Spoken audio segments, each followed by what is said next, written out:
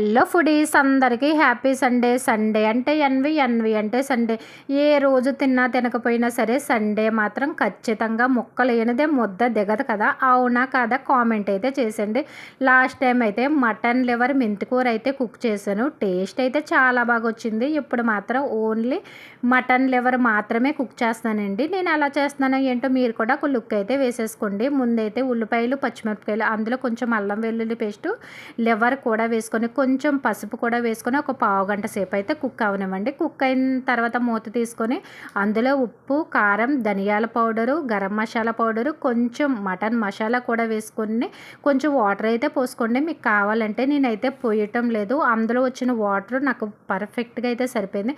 ఒక పావుగంట సేపు కుక్ అయిన తర్వాత మూత తీసి చూస్తే స్పైసీ మటన్ లివర్ కర్రీ అయితే రెడీ అయిపోయింది. చూసారు కదా, నా వీడియో నచ్చితే ఏం చేస్తారు? అదేనండి, చిన్న సబ్స్క్రైబు.